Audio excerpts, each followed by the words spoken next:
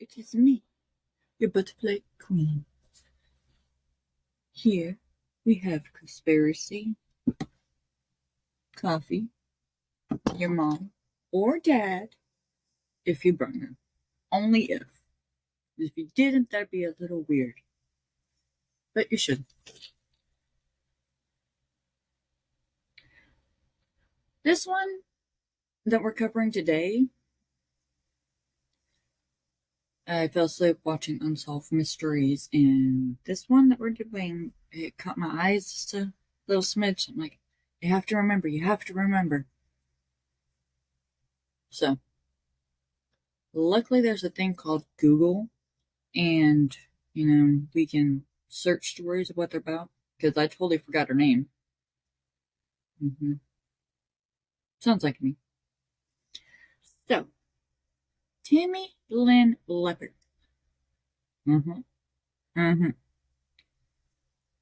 So, this one took me on a wild ride when I was listening to it. A young beauty queen mystery vanishes. Date of birth, February 5th, 1965. Height, 5'4". Weight, 103 pounds. Eyes hazel, hair blonde. Last seen July 6th of 83. So, let's get this party started in here.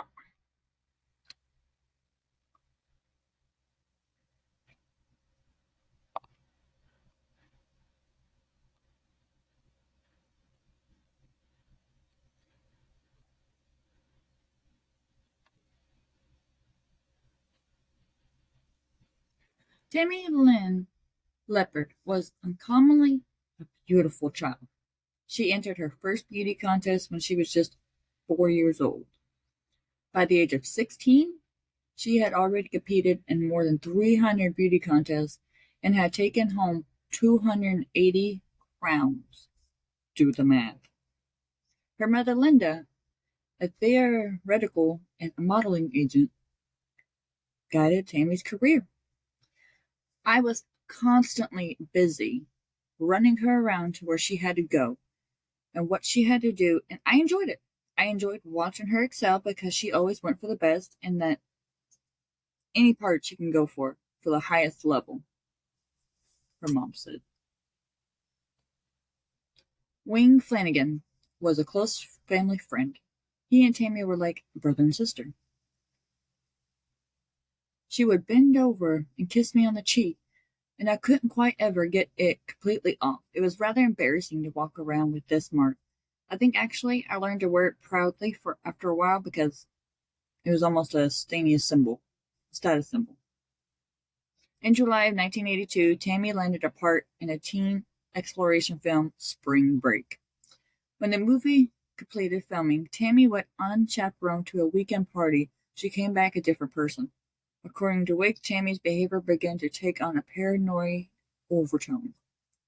Sometimes I'd ask her what was on her mind, if anything was bothering her. She usually just changed the subject, or she'd say, "Oh, nothing, and then try to laugh it off. According to her mother, Linda, she even thought someone was trying to kill her. She said, "Mom, what would you say if I told you somebody was trying to kill me?" I just took a deep breath. And I said, "Do you think somebody's trying to kill you, Tammy?" She said, "Yes." A steady retreat into isolation soon followed for Tammy. Linda and Wing had no way of asserting which of Tammy's fears were real and which one were paranoid delusions. After 2 weeks of virtual seclusion, Tammy Lynn was offered a small part in a big-budget Al Pacino film, Scarface. You know, Tony? You know about it, Tony? Yeah, I bet you know about it, Tony. Always eating my dang cannolis. What you gonna do about it? Come to this screen, eating my cannoli.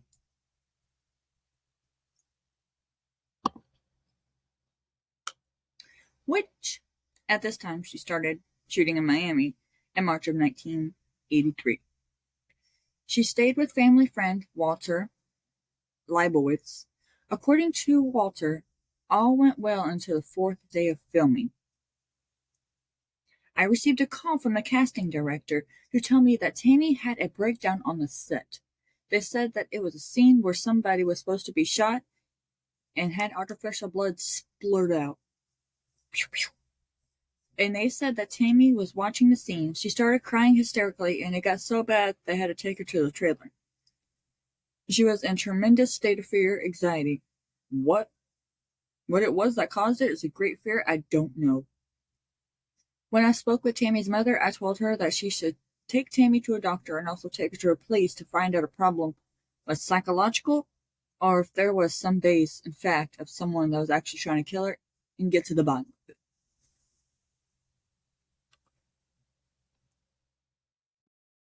Tammy and Lynn quit the film and went back home at her mother's instance. Because the mom said so. Tammy did not talk to the local sheriff, but apparently never mentioned that she felt her life was in danger. Even with her family, Tammy's paranoia ran rapid. According to Wound, Tammy was now convinced that someone was trying to poison her. There were good days and there were bad days. There were days when she was almost normal, and then there were other days when she was really edgy. Then on July 1st, Tammy finally snapped. She began smashing all the windows in her house and started attacking Wing. And that was the moment that Linda knew that she was something seriously wrong with her daughter. If I remember correctly, she thought somebody was outside, so she went outside to look around. And then when she went to try to get back in, the door was locked somehow or something. And so she freaked out and picked up something and threw it out the window, which shattered the living room window. And so that's when smashing up the house windows. Her mom was like, I handled the incident, but I didn't know if I was going to be able to handle the next one.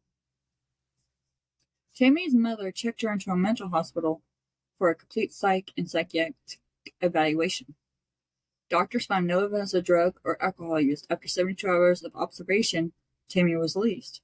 The following day, Tammy and a friend drove to the local beach, when, according to the detective of the Cocoa Beach, Florida Police Department, they stated to argue. This friend picked her up at her house and they drove to the beach, and we talked to him, and he basically said that they become involved in a verbal argument. She had requested that he let her out of the nearest glass bank in Cocoa Beach, and he complied. Which I remember correctly that they were all just sitting in the living room watching TV, and she went to the door, looked, and her mom was on the phone, and she was like, "Mom, I love you. I'll see you later." And walks out the door, and that her mom was like, "Wait, what?" and hung up the phone.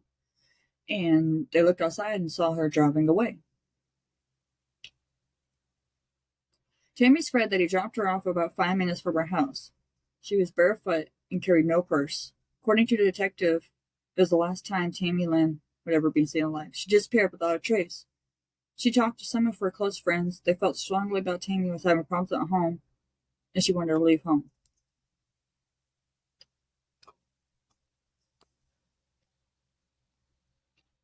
Story. I'm going to read you the theories, because there's multiple theories. There's multiple theories that are going through before I read you the end. Okay.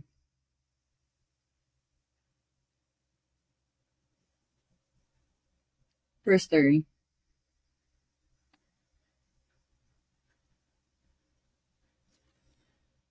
These are random people's comments.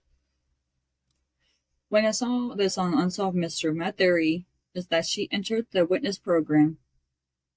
I believe that she really did see something she wasn't supposed to see. The day before Tammy disappeared, she told her best friend, Rick, that she loves him and then she might be going away for a while. Also, when her friend Keith arrived to pick her up and honked the horn, as Tammy opened the door she knew she probably was never going to be seeing her mother again. She said to her Mom, I'll be back in a little bit. I love you. Bye. Not only that, but in the way that she said it to her, I believe Tammy purposely started the verbal argument with Keith when she asked him to take her to Fort Lauderdale. She had no intentions of going to Fort Lauderdale. I believe she told Keith to drop her off at the Glass Bank. Like, she specifically knew because the law enforcement was waiting to pick her up and take her witness protection. Or, here's another one. What happened from watching Tammy's disappearance from Unsolved Mysteries? I believe she entered the witness protection program. The reasons I believe that is because the day before she disappeared, she went out to church with her best friend Rick, who she really trusted. When Rick dropped her off at the house, they both got out of the car, and Tammy looked at him and said, Rick, I love you. And he said he loved her back.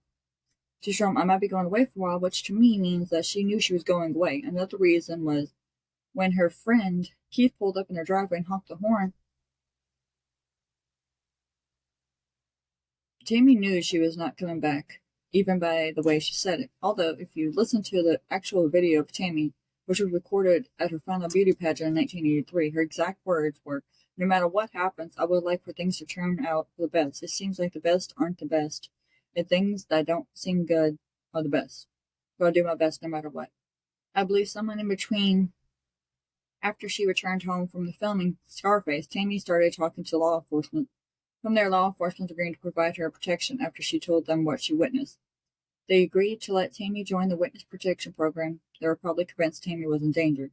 She agreed to meet up with law enforcement on July 6th at a certain time frame. I believe it was Tammy's plan all along to have Keith drop her off at Glass Bank. She asked him to take her to Fort Lauderdale, but she knew she would have to take her there. She made it to start the heated argument, and he would take her. She made it to start the heat between them.